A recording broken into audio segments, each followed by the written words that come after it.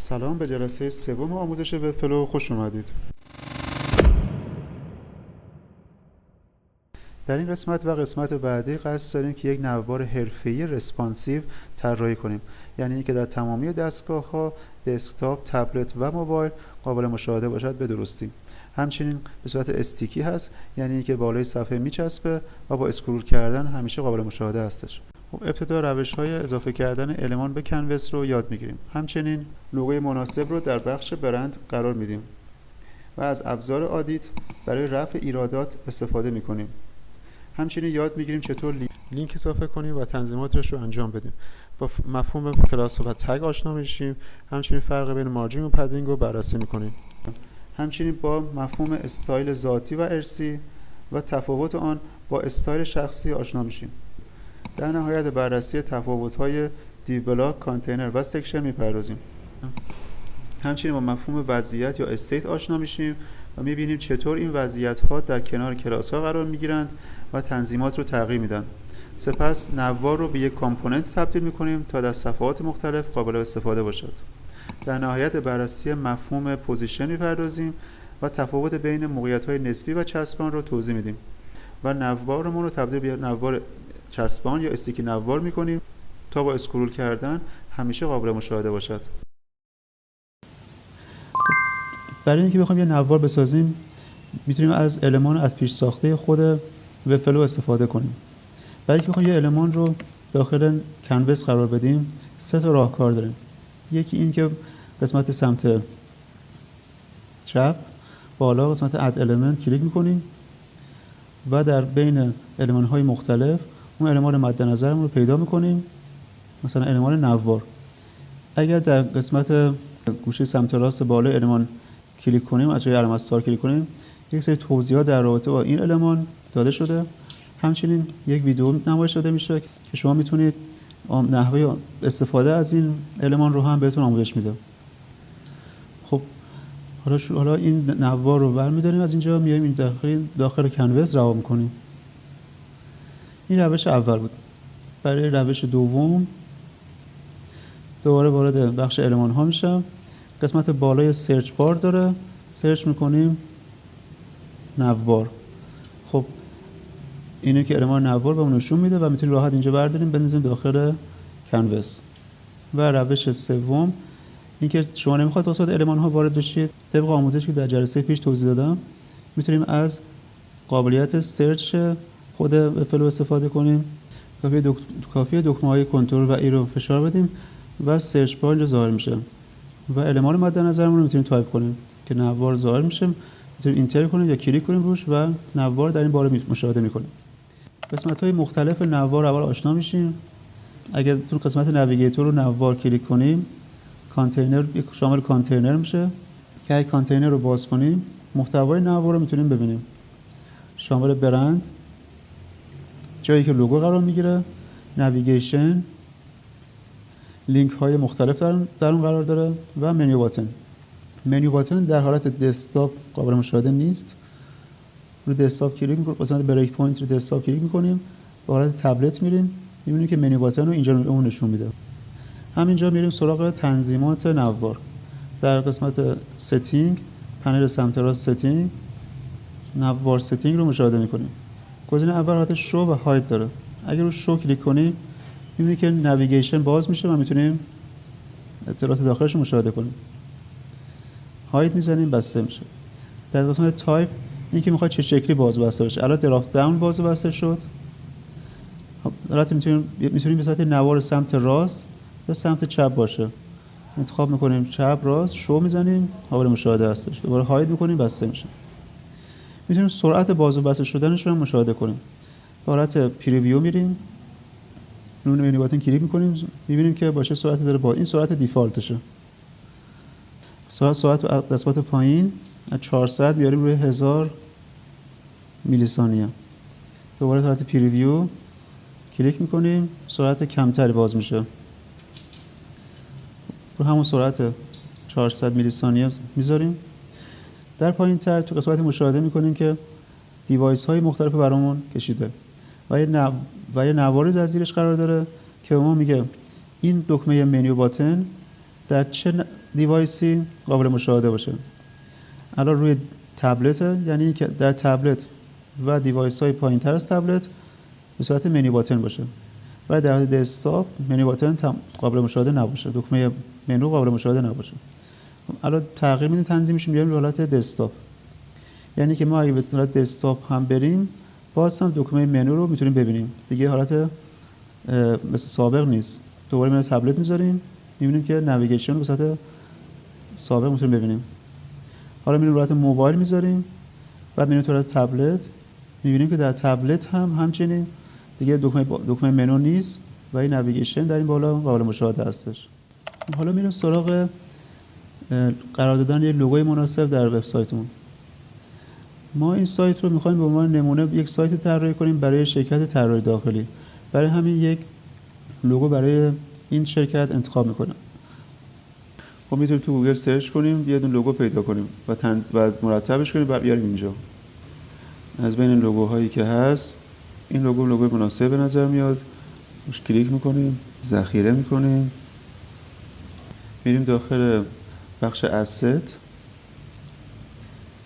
تو قسمت آپلود لوگومون رو قرار میدیم و اگه این لوگو رو بگیریم بیاریم مستقیم بندازیم داخل برند، گوشه سمت راست پایین بگیریم بکشیم و کوچیک کنیم. خب این لوگو دو تا عیب اساسی داره. یکی این که قسمت‌های مختلف، بخش‌های اضافی داره که میتونه حذف بشه و مهمتر این که بک‌گراند داره. ما می‌خوایم بک‌گراندش حذف بشه تا بتونه حالت ترانسپرنس داشته باشه و پس زمینه خود نوار رو بگیره. برای این کار پس ما اینو دیلیت می‌کنیم از اینجا و قسمت asset ها هم دیلیت می‌کنیم. خب حالا میریم که لوگو رو درست تنظیم کنیم و دوباره برگردیم. خب برای حذف بک‌گراند ایمیج من از سایت remove.bg استفاده میکنم که خیلی راحت شما میتونید تصویرتون اینجا آپلود کنید و خودش به محض آپلود شدن بک‌گراند رو حذف میکنه. خب بک‌گراند حذف شد. خب بعد که دانلود کردیم حالا نیازه که کراپش کنیم و فضای اضافی رو کم کنیم ازش. خب شما از هر ادیتوری میتونید استفاده کنید. من از سایت کنوا استفاده میکنم، فوتو ادیتور، و عکسم رو اینجا آپلود میکنم. کراپ میزنیم و تصویرمون رو هر اندازه که دوست داریم میتونیم کراپ کنیم. بعد دان میکنیم و دانلود و بعدش میریم به فلو. خب در اینجا دوباره تو قسمت asset، قسمت آپلود، تصویری که هم بک‌گراندش حذف شده هم کراپ شده رو انتخاب میکنیم و هم این دفعه داخل برند قرار میدیم.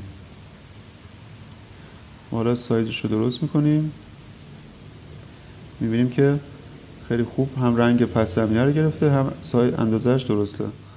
حالا توجه کنید به یک ویژگی خیلی خوبه به فلو و اونم آدیت هست. در گوشه سمت چپ پایین گزینه آدیت. حالا اگه اینو کلیک کنیم باز بشه مشاهده میکنیم که مشکلاتی که در سایت وجود داره رو به همون نشون میده. مثلا قسمت issues missing all text، گفته متن alt text اینجا میس شده، نوشته نشده، وجود نداره. روی بازش میکنیم، فلش میزنیم باز بشه، برامون توضیح داده که این متن چه مزیتی داره و مثلا گفته برای چی، برای اینکه بخوایم یک توضیح برای ایمیج یا تصویر بنویسیم این لازمه. اون استی که این مشکل رو داره رو بهمون نشون داده از زیر. اگه رو فلش کلیک کنیم بهمون نشون میده و توضیح میده و یاد میده که چطور میتونیم مشکل رو حل کنیم. میگه اولا پیدا کنین اون ایمیجی که این مشکل داره و بعدش بیاین براش یه دونه توضیح بنویسید. بعد رو قسمت find it for me کلیک کنیم برامون پیدا هم میکنه. میگه همین لوگویی که گذاشتی حالت دیسکریپتیو میخواد، کد دیسکریپشن میخواد که اینجا براش میتونیم بنویسیم. مثلا می‌نویسیم لوگو، سیو میکنیم، میبینیم که دیگه مشکل حل شده. از طرفی این گوشه سمت چپ حالت تیک شده، قبلا مربع نارنجی بود حالا حالت تیک گرفته، یعنی اگه روش کلیک کنیم مشکل پس شد دیگه، حالت میسینگ دیگه نیست. خب اگر بخوایم که در قسمت نویگیشن ما لینک های بیشتری رو قرار بدیم، الان فقط 3 تا هوم و اباوت و کانتکت وجود داره که مثلا میخوایم سرویس بذاریم، پروژکت بذاریم، اینا چیکار کنیم؟ برای اینکه بخوایم لینک اضافه کنیم دو روش داریم. یکی اینکه خیلی ساده بیایم مثلا رو حالت اباوت کلیک کنیم در نویگیتور و اپلیکیت بزنیم و در زیرش یه اباوت دیگه به اون میده که میتونیم بیایم رو کنوس و خود نویگیتور رو نوار دابل کلیک کنیم و مثلا بنویسیم سرویسز. خب این یه دونه لینک دیگه اضافه میشه. حالا که بحث لینک شد اجازه بدین توضیح لینک ها کلا معنیش یعنی چی؟ یعنی که این نوشته ها ما روش کلیک کنیم ما رو به یک جای هدایت میکنه، به یک صفحه‌ای، به یک پیجی، به یک URL یا سایت دیگه هدایت میکنه. یه بخشی از یک صفحه سکشن هدایت میکنه. روی قسمت تنظیماتش کلیک میکنید. میبینید که به ما 5 تا قابلیت میده. میگه میتونید به یه URL یا سایت دیگه لینک کنید، لینک بدید به اون. میتونید به یک صفحه داخل خود همین وبسایت لینک بدید، اسم صفحه رو در اینجا پیدا میکنید، می‌نویسید و اون بهتون لینک میده به اون صفحه. یک سکشن، یه بخشی از یک صفحه، مثلا یک صفحه دارین تماس با ما، در اون قسمت یک بخش مشاوره دارین یا مثلا یه فرم دارین، می‌خواید مستقیم به همون فرم یا مشاوره لینک بشه، اینجا پیداش می‌کنید و روش لینک کلیک می‌کنید تا لینک بشه. همچنین به یه ایمیل و یا شماره تماس میتونید لینک بدین. در این دو قسمتی که URL و پیج دقت کنید که یه گزینه دیگه وجود داشت در این زیر، اونم Open in New Tab. خیلی خوبه که اینو تیک بزنیم اگه زمانی که لینک رو دادین، به این معنی که زمانی که کاربر روی این مثلا هوم یا اباوت کلیک کنه وبسایت شما بسته نمیشه، باز میمونه و یک صفحه جدید، تب جدید باز میشه تو براوزر کاربر و تو اونجا نمایش داده میشه. این میتونه کمک کنه به بحث SEO که سایتتون بسته نشه و سایت باز بمونه. نکته خیلی مهمتر قسمت پریلود هستش، یعنی لود از پیش لود شده. خب دو تا گزینه داره، پریفچ و پری رندر. خب برای حالت پریفچ در نظر بگیرید که همین صفحه که شامل 4 تا لینک هوم، اباوت، سرویس و کانتکت هست، هر 4 تا آپشن پریفچ رو دارن. و کاربر میاد تو این صفحه رو باز میکنه، براوزر سریع میره تمام فایل های HTML، CSS و جاوا اسکریپت این 4 تا لینک رو از سرور دانلود میکنه و فچ میکنه و نگه میداره تا در موقعی که کاربر رو هر کدوم از این لینک ها کلیک کرد سریع آماده باشه و رندر رو انجام بده و سایت خیلی سریعتر برای کاربر نمایش داده بشه. خب حالت پری رندر یه قدم جلوتره، به این معنی که بعد از اینکه براوزر فچ رو انجام داد حالا رندر هم انجام میده، یعنی که وقتی پیج اصلی باز میشه تمام لینک ها رندر شدن و در یه تب جداگانه نمایش داده شدن، ولی اون تب ها هیدن شدن و کاربر نمیتونه تب ها رو ببینه. مثلا هر موقع خاصی که از این تب لینک ها رو باز کنه به اون تبی که باز شده هدایت میشه و سرعتش خیلی بیشتر هم شده. ولی خب طبیعتا این پری رندر شدن ایراد داره، یعنی مشکلی ایجاد میکنه و این مشکلش اینه که باعث میشه بار سرور خیلی بره بالا. زمانی استفاده میکنیم که مطمئن باشیم کاربر بخواد روی لینکی کلیک کنه، وگرنه پریفچ گزینه بهتری هستش. خب اگه بخوایم یه لینک دیگه اضافه کنیم ولی این لینک یه دراپ داون باشه، خب چیکار میکنیم؟ میریم دوباره تو حالت المان ها سرچ میکنیم دراپ داون، اینجا میگیریم میاریم در کنار سرویس جایی که میخوایم رها میکنیم. دوباره تنظیماتش میبینیم که حالتی که داره که رو منیو اوپن منیو آن هاور، یعنی که روی این لینک کافی هاور کنیم روش نگه داریم خودش اتومات باز میشه. میتونیم فعال کنیم این اتفاق بیفته یا اینکه نه غیر فعال باشه، یعنی حتما باید روش کلیک کنیم تا باز بشه. اگر هم که قسمت شو بزنیم میبینیم که باز میشه و اطلاعات داخلش ما نشون میده، نویگیشن داخلش ما نشون میده، هاید میکنیم تا بسته بشه. خب ما باید دراپ داون رو، کلمه دراپ داون رو عوض کنیم، روش به دابل کلیک میکنیم دوباره و مثلا می‌نویسیم پروژکت و در قسمت نویگیشنش میخوایم پروژکت 1 2 3 باشه. برای همین ما این دوباره روی رو همین پروژکتی هست یا رو لینکش فرق نمیکنه. یا تو قسمت نویگیتور قسمت دراپ داون کلیک میکنیم، این تنظیماتش شو میزنیم، اینا باز میشه. حالا میتونیم اینجا مثلا بنویسیم پروژکت 1. حالا دوباره تنظیمات هاید بزنیم تا این نویگیشن بسته میشه. میبینید که در نویگیتور هم نشون میده به همون که قسمت نویگیشنش پروژکت 1 2 3 عمل کلاپس میکنیم بسته بشه تا گیج نشیم. خب این از پس بخش روی لوگوی مناسب انتخاب کردیم و اینجا قرار دادیم. قسمت نویگیشن رو لینک های مختلفش اضافه کردیم. نوبت به بحث استایل دهی میرسه. در بحث استایل دهی لازمه که 3 نکته خیلی مهم رو توجه کنیم. نکته اول، استایل های ذاتی و ارثی چی هستند و چه فرقی با استایل های شخصی دارن. نکته دوم، کلاس ها و در نهایت نکته سوم، تگ ها هستن. اگر در پنل سمت راست قسمت استایل توجه کنیم، در قسمت تایپوگرافی میبینیم یک دایره نارنجی قرار داره که مربوط به استایل هایی میشه که به ارث گرفته، استایل های ذاتی یا ارث گرفته ای که از پرنتش به ارث گرفته، یا استایل هایی هستند که دیوایس بالا دستش بهش اعمال کرده. ما الان رو دیوایس دسکتاپ هستیم.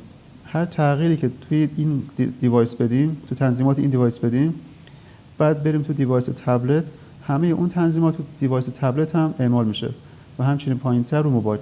ولی بالعکس اگر ما در موبایل یک تنظیمی رو در اینجا تغییر بدیم و بریم تو تبلت و دسکتاپ، دیگه اون تغییر رو اونجا مشاهده نمی‌کنیم. یعنی از پایین به بالا تغییر نمیتونیم بدیم، بلکه از بالا به پایین میتونیم تغییر بدیم. هم برای بریک پوینت های مختلف هست این ماجرا، هم برای بحث ارثبری و قسمت پرنت و چایلد نویگیتور. الان بادی گرند پرنت همه تنظیمات هستن، همه المان ها هستن. خب رو نوار، رو کانتینر مابقی میتونه تاثیر بذارم و به اونا به ارث بده تنظیماتشون. حالا اگه ما بخوایم یک المان خاصی رو مثلا قسمت نویگیشن، مثلا هوم تغییر بدیم، این تغییر فقط برای مختص خودشه و نمیتونه روی بالا دستش رو پرنت و گرند پرنتش تأثیری نداره. حالا توجه مثلا همین هوم در پنل سمت راست رو تگ استایل فقط تایپوگرافی هست که علامت نارنجی داره. اگر که بازش کنیم مشاهده میکنیم که فونت، سایز، کالر، دکور، هایت اینا همه رنگ نارنجی هستن و مثلا ویت، الاین هیچ رنگی هایلایت خاصی نداره. خب اونایی که هایلایت نارنجی دارن همه یعنی این که از بالا دستشون ارث بردن تنظیماتشون. خب بالا دست هوم گفتیم چیه؟ بادیه. پس رو بادی نگاه کنیم می‌بینیم که بادی هم همون فونت و سایز و کالر و هایت تغییر کرده.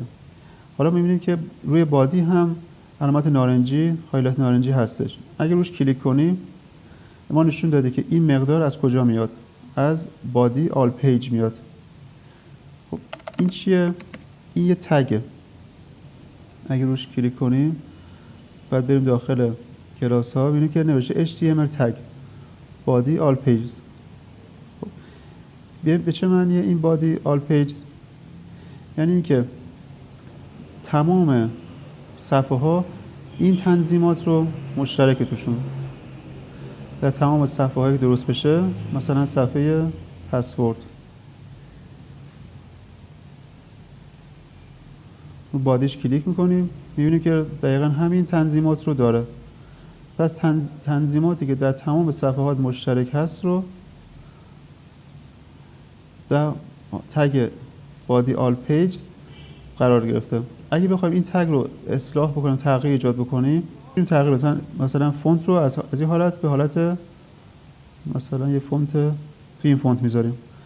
خب حالا بریم تو صفحه پسورد بادی کلیک میکنیم، تنظیماتش میبینیم که فونتش تغییر کرده و همچنان هایلایتش نارنجی، یعنی که این از آل پیج، از تگ بادی آل پیج داره ارث بری میکنه و تبعیت میکنه. همچنین میخوایم دوباره مثلا فونتش رو تغییر بدیم. فرقی نمیکنه رو هر صفحه‌ای باشیم. ما یه تگ رو وقتی بیاریم مثلا به تغییرش بدیم به 18 مثلا، دوباره میریم تو حالت هوم، می‌بینیم اینا بزرگتر شدن، تغییر کردن چون که سایزشون 18 شده. پس تگ ها در اصل تنظیماتی هستن که سراسری هستن، در کل سایت یکسان تغییر رو ایجاد میکنن. حالا کلاس چیه؟ خب الان فرض کنیم ما میخوایم رو هوم کلیک میکنیم و میخوایم تغییر توی سایزش و نوع نوشتارش بدیم. میایم روی هوم، میایم تو تنظیماتش، تو استایل، فونتش تغییر نمیدیم، سایزش هم تغییر فرض کنیم نمیدیم، میایم رنگش رو تغییر میدیم. خب این رنگ برای هوم اعمال شده. میبینیم که بقیه لینک ها این رنگ رو ندارن، همشون رنگ مشکی رو دارن. مثلا رو اباوت اگه کلیک کنیم این رنگش مشخصه، روش هم رو کالر بزنیم میبینیم که از آل پیج داره پیروی میکنه رنگش. ولی وقتی رو هوم کلیک میکنیم میایم روی کالر، دو تا نکته هست. یکی این که اولا میبینیم رنگ هایلایت کالر تغییر کرده به آبی، قبلا هایلایتش نارنجی بود شده آبی. به این معنی که این تنظیمات شخصی هست، مخصوص خود هوم هست.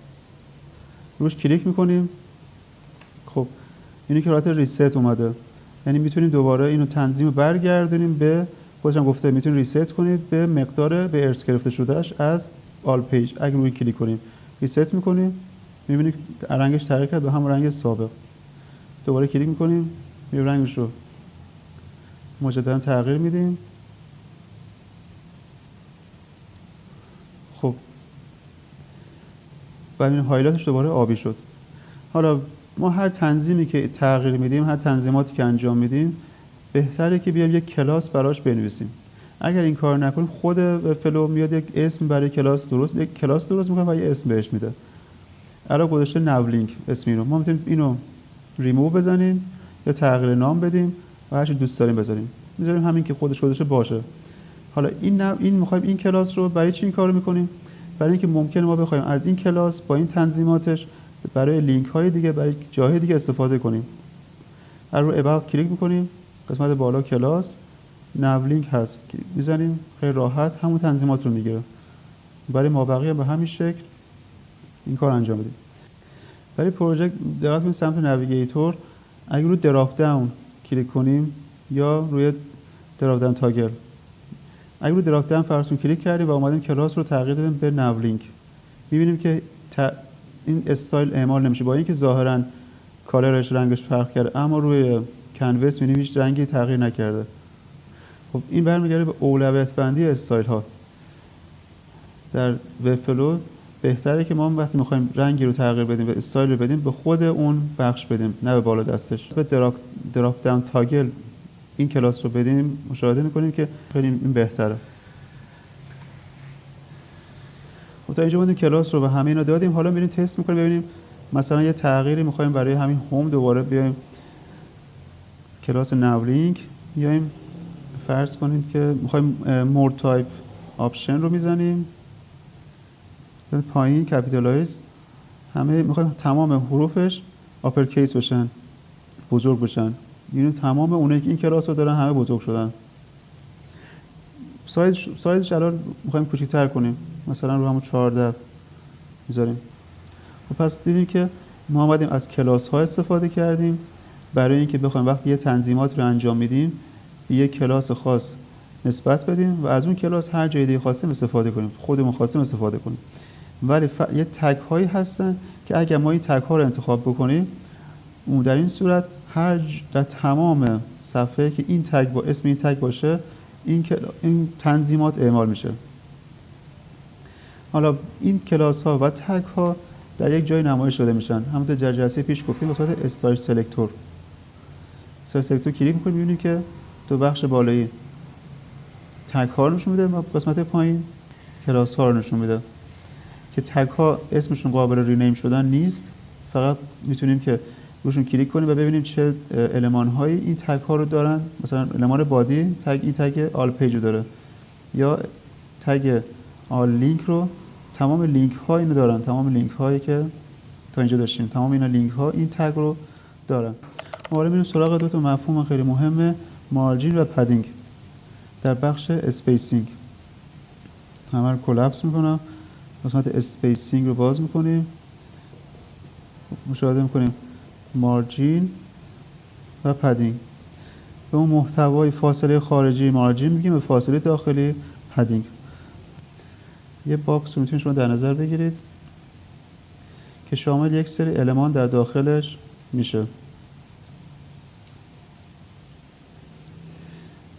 این باکس فاصله‌ای که با محیط اطرافش داره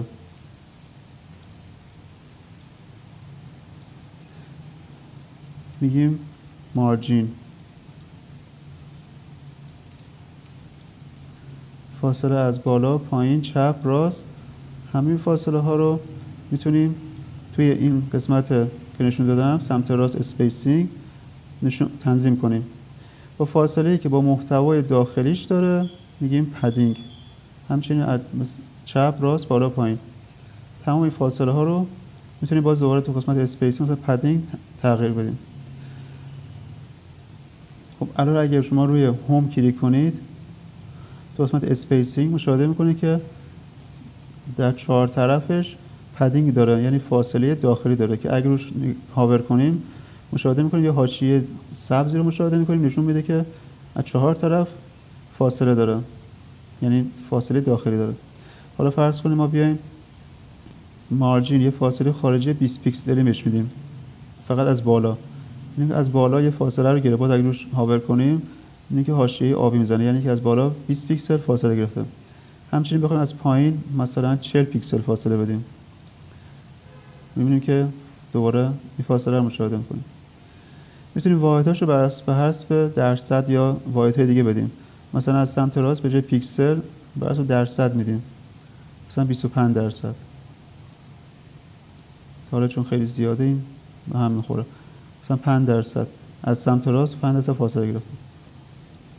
میتونیم حالا برگردیم به حالت تنظیمات قبلیش که کنترل زد میذاریم و برمیگردیم. بعد از اینجا دوباره باز این نکته رو مشاهده کنیم که تو قسمت تایپوگرافی یک دایره دیگه هم اضافه شده، دایره آبیه. دایره نارنجی قبلا داشتیم، دایره آبی اضافه شده به خاطر اینکه یک بخشایی از تنظیمات ما تنظیمات شخصی گرفتن، سایز و کالر در اینجا تنظیمات شخصی گرفته، ولی مابقی فونت و هایت و دکور همون تنظیمات ذاتی رو شامل میشه.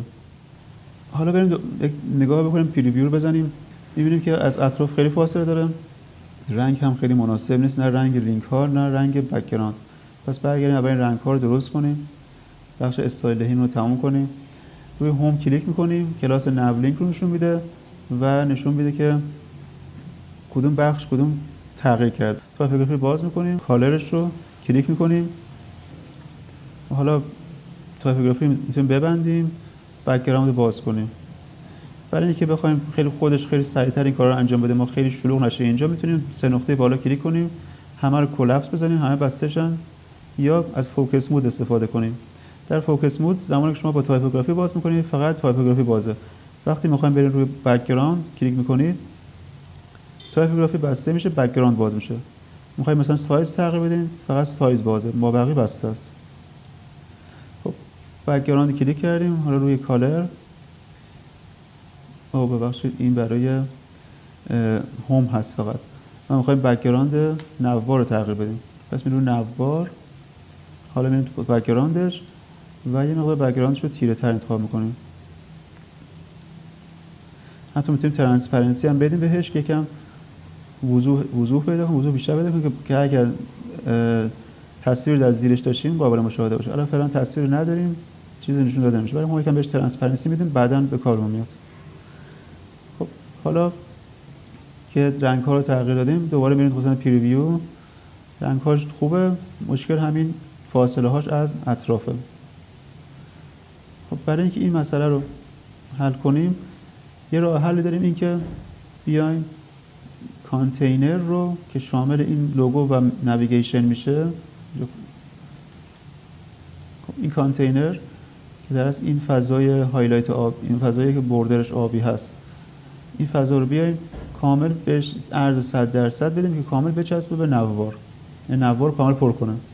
خب الان اگه بیایم تو قسمت رو کانتینر تنظیماتش بیایم حالت اسپیسینگ رو اگه نگاه کنیم می‌بینیم که یک مارجین 38.14 پیکسلی از طرفین داره.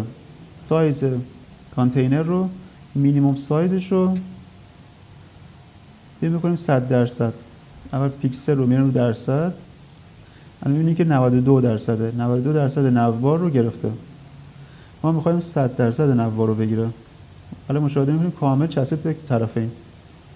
تو پریویو میتونیم ببینیم که کامل طرفین چسبیده.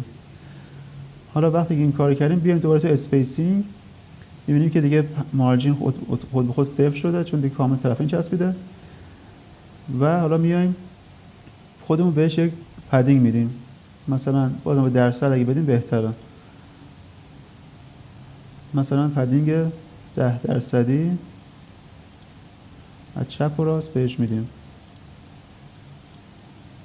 حالا اگه بریم پریویو، بله این بهتره. بهتره از محتوا داخل همین فضا باشه. یعنی توی همین محتوا رو تو همین فضا قرار بدیم، خیلی به طرف کنارها نبریم، چون اینجوری بیننده مجبور میشه مدام چشمش رو به چپ و راست تغییر بده و خیلی یوزر اکسپریانس تجربه کاربری خوبی نداره. ممکنه ما بخوایم این نویگیشن رو در میانه قرار بدیم یا در پایین باشه، جاشو عوض کنیم. روی تو کانتینر حالت نویگیشن داریم. این نویگیشن میتونیم بهش علاوه چسبیده به بالا، میتونیم تو حالت اسپیسینگ از بالا 20 پیکسل فاصله از بالا بهش میدیم و در مکان تقریبا مناسبی قرار میگیره. میتونیم از طرفین هم بهش فاصله پدینگ بدیم، مارجین بدیم تا جاش رو در این فضای کانتینر تغییر بدیم، جای مناسب پیدا کنیم براش. خب درسته که ما الان به اون هدفی که می‌خواستیم رسیدیم و قسمت نویگیشن رو تقریبا در میانه نوار قرار دادیم، ولی کار اصولی و درستش اینه که بیایم کانتینر رو، تنظیمات کانتینر رو طوری تغییر بدیم که این محتوایی که می‌خوایم در میانه از در حالت در راستای وای در میانه قرار بگیره. برای این کار رو کانتینر کلیک می‌کنیم، حالت لی اوت، حالت دیسپلی، الان حالت بلاکه، چون کانتینر هست و کانتینر به صورت پیش‌ورز دیسپلیش بلاک هست و اگه تغییر بدیم به حالت دیگه معمولا به هم می‌خوره و خراب میشه. ولی خب در جلسات بعد توضیح میدم که از دیو استفاده می‌کنیم و دیو خیلی مزیت داره صد کانتینر برای این موضوع. فقط اینجا اشاره می‌کنم که دیسپلی رو حالت فلکس می‌ذاریم، دایرکشنش همین هورایزونتال باشه، اگه ورتیکال کنیم این محتوا در زیر هم قرار می‌گیره. برای الاینمنتش می‌خوایم در راستای وای حالت سنتر باشه، اون سنتر کلیک می‌کنیم. الان اگه بریم حالت نویگیشن، اون اسپیسینگ که بهش دادیم مارجینش رو صفر کنیم، می‌بینیم که درسته. الان دقیقاً در میانه قرار گرفته. وقتی حالت وای رو سنتر گذاشتم. خب حالت در راستای ایکس هم می‌بینیم در سمت چپ قرار گرفته. ما در سنتر باشه، رایت راست باشه یا اینکه اسپیس بیتوین و اسپیس اراوند بذاریم. خب اینجاست که مشکل هست. مشکل در اینجا قرار گرفته. الان به ظاهر درسته در راستای وای کاملا در میانه قرار گرفته، ولی در راستای ایکس که مشکل داره. خب اجازه بدیم توضیح بدم که چطور این مشکل چه مشکلی اینجا داره. الان اسپیس بیتوین و اسپیس اراوند چه فرقی با هم دارن؟ اگر ما یک باکس دوباره در نظر بگیریم داشته باشیم، یک اسپیس بیتوین به این شکلی که اون محتوایی که داخل باکس قرار داره، مثلا دو تا المان داخل باکس داریم، المان شماره 1، المان شماره 2. وقتی اسپیس بیتوین می‌ذاریم یعنی که فقط یک اسپیس یا فضا بین دو تا المان باشه، دیگه اطرافش المان فضایی نباشه، میشه اسپیس بیتوین. اسپیس اراوند به این معنیه که می‌خوایم اون دو تا المان شماره 1 و 2 طوری در این باکس قرار بگیره که فضا در طرفینشون، در اراوندشون باشه. خب ما الان اومدیم در راستای x در اسپیس بیتوین قرار دادیم. درست؟ حالا میایم نگاه می‌کنیم، بریم پدینگش رو بررسی می‌کنیم، ببینیم چقدر پدینگ داره. می‌بینیم که قسمت هاشو خورده سبز رنگ پدینگه. منطقیه چون خودمون گذاشتیم. ولی همچنان یه فضای دیگه‌ای وجود داره. این فضا از کجا میاد؟ این فضا فضای ذاتی که به کانتینر میدن، همونطور که گفتم، به خاطر اینکه این محتوای داخل با طرفین فاصله داشته باشه و به لبه‌های سایت برخورد نکنه. برای همین که ما نمیتونیم از حالت فلکس استفاده کنیم، باید مجبوریم حالت بلاک بذاریم. و همین منظور منطقیش اینه که اگر بخوایم در راستای وای تغییر بدیم، اینو در مجموعه پدینگ استفاده کنیم، یا اینکه از فلکس استفاده کنیم، راستای وایش رو سنتر بزنیم ولی ایکسش رو نمیتونیم کاری بکنیم. ایکسش هم یک فاصله اضافی از طرفین داره. این یکم میتونه برامون مشکل ساز بشه و دیگه اون دستمون باز نیست برای فاصله از طرفین رو درست و دقیق بهش بدیم. بهتره حالت بلاک بذاریم. اگر میخوایم از حالت نویگیشن رو، همین کلاس نو منیو رو، اسپیسینگ رو بیاریم از بالا، مثلا گفتیم بهش فاصله 20 پیکسلی بدیم تا در میانه قرار بگیره. برای همون گفتم در جلسه بعد توضیح میدم که باید میتونیم از دیو بلاک استفاده کنیم به جای کانتینر در اینجا. اونجا دستمون کاملا بازه، میتونیم از فلکس استفاده کنیم به عنوان لی اوت و بهش اسپیس بیتوین بدیم، کاملا همه چیز درست میشه. خب تا اینجا یک نوار رو کامل درست کردیم، بخش‌های مختلفش رو معرفی کردیم، لوگوی مناسب گذاشتیم، نویگیشنش رو درست کردیم، لینک های مختلف رو معرفی کردیم و استایل دهی کردیم. فرق بین کلاس و تگ رو بهتون گفتم و استایل های ذاتی و شخصی رو هم بهتون معرفی کردم. در جلسه بعد این بحث رو ادامه میدم و همونطور گفتم موضوع فرق بین سکشن، کانتینر و دیو بلاک رو بهتون توضیح میدم که از اینا در کجا و چطور استفاده کنیم و اینکه چطور میتونیم یک استیکی نوار اصطلاحاً داشته باشیم که وقتی اسکرول میکنیم نوار قابل مشاهده باشه و اینکه نوار تبدیل به کامپوننت کنیم و از صفحات دیگه ازش استفاده کنیم و هم موضوعات دیگه‌ای که در جلسات آینده توضیح خواهم داد. امیدوارم که مفید بوده باشه این جلسه براتون. اگر که این ویدیو رو دوست داشتید لایک کنید و کانال رو سابسکرایب کنید تا جلسات بعد رو از دست ندید.